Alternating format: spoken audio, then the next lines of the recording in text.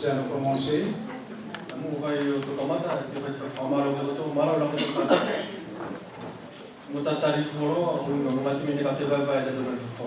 Merci de votre patience pour ce petit moment où nous allons partager la parole de notre Seigneur.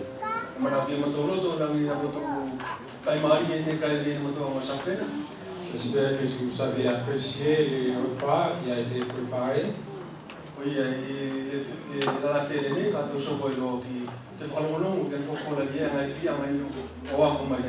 Nous allons continuer cet après-midi par écouter ce que le Seigneur a pu dire cet après-midi.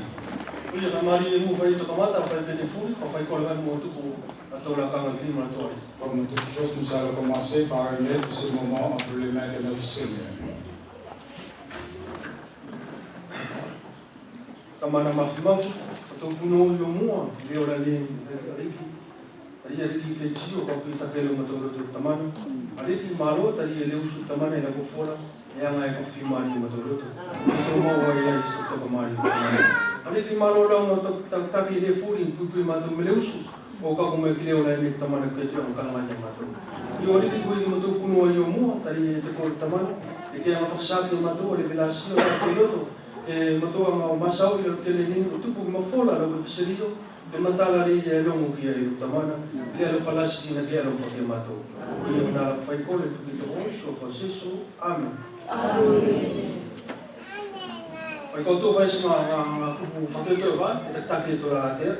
Juste un petit mot pour débuter cet après-midi. Et pour ce fait que vous tous, pour la première fois, est réunis ensemble avec nous. Dieu voit jusqu'au plus profond de chacun de nous qui sommes ici présents. Il connaît ce que tu as dans ton cœur, ton amour pour lui. Comme l'a rappelé notre frère ce matin, rien n'est le fruit du hasard.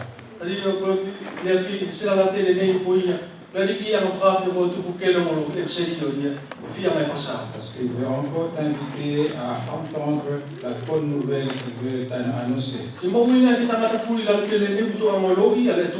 Et important pour tout homme sur cette terre qui connaît ce Dieu.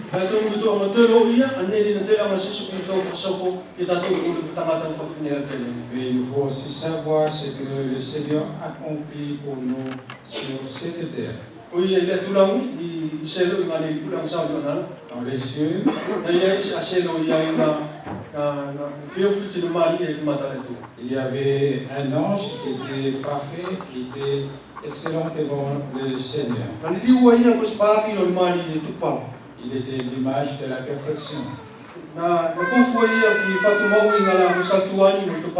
Il était environné de pierres précieuses comme la topaze.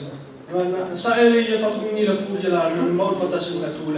marchait au milieu des pierres précieuses quand il était habitué dans les cieux. Et à cause, parce qu'il a amassé beaucoup de richesses, et il y avait un sentiment d'orgueil qui est arrivé dans son cœur. Et cette pensée d'être fort a comme fruit l'orgueil. Ainsi Dieu l'a apaisé.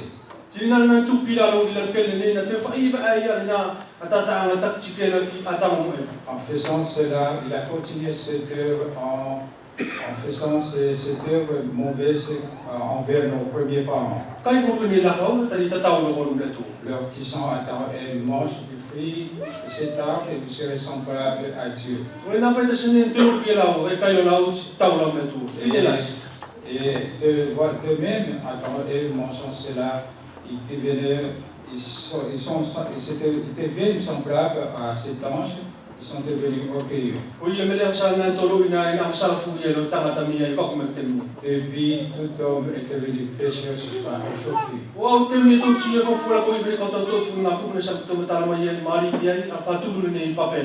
Et comme fruit, premier fruit de cela, fit construire la tour de Babel.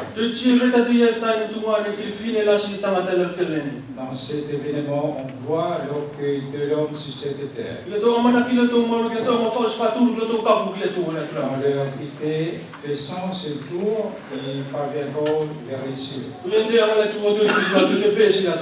Ainsi de même, Dieu les a encore une fois rabaissés.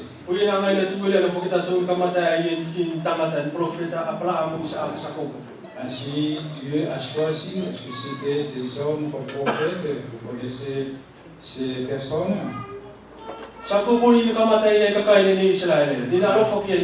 Abraham, son petit-fils Jacob, qui est le début, le commencement du peuple de Dieu. Dieu aimait ce peuple parce qu'il y avait une promesse concernant ce peuple. Et au milieu de ce peuple, un mot est apparu, moi.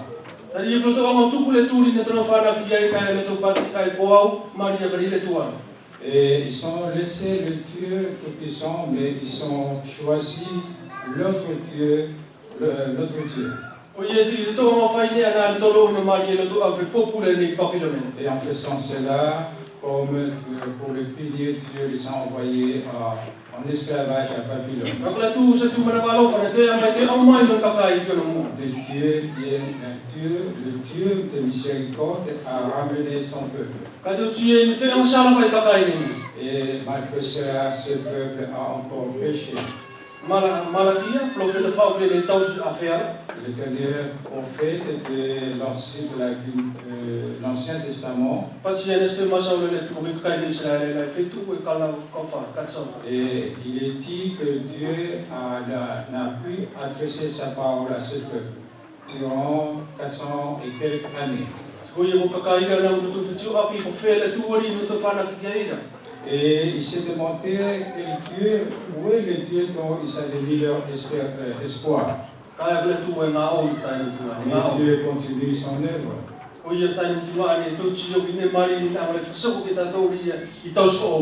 Ainsi, dans le Nouveau Testament, nous voyons l'œuvre merveilleuse qu'il avait accomplie.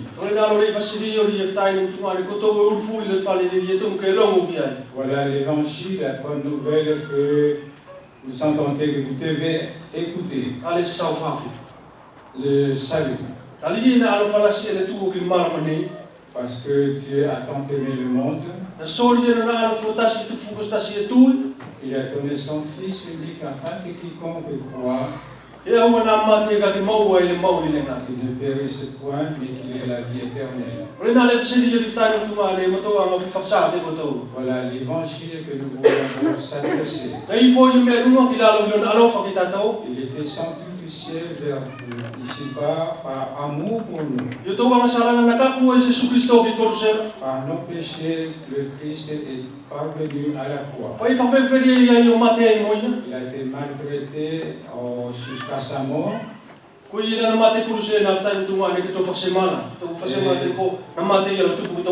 Par cette mort, pour nous conduire à la repentance à cause de nos péchés. Ce qui fait la force de l'Église de Christ. Il n'était pas mort et puis il est resté à la mort. Mais au troisième jour, il est ressuscité. Par sa résurrection, il a manifesté la victoire qui doit être aussi notre victoire. Que l'ancien, depuis le début jusqu'à aujourd'hui, personne n'a été ressuscité.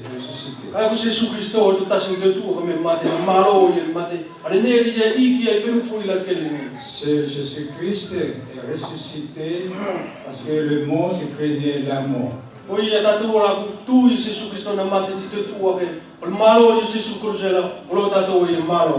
Nous qui croyons que Jésus-Christ est mort et ressuscité, sa victoire, croyons aussi que c'est la nôtre. Et cela ne suffit pas, mais il a dit, je m'en vais et je reviendrai. Voilà l'autre face de cette force que nous avons. Et il est parti, mais il est revenu, il reviendrait pour nous prendre.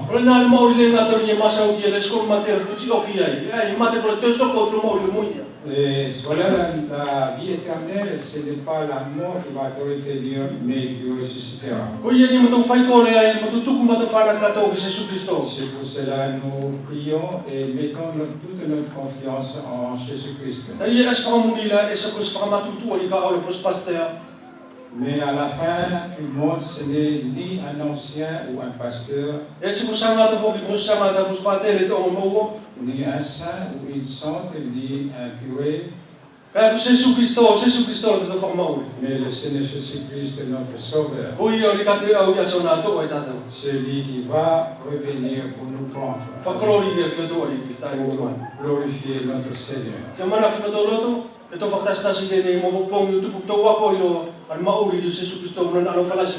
Et notre espérance est que nous puissions nous réunir pour apprendre encore plus cet amour infini de notre Seigneur envers nous.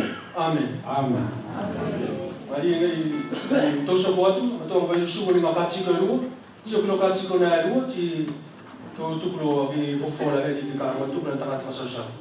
Nous allons chanter quelques cantiques, après nous écouterons la prédication de sa parole.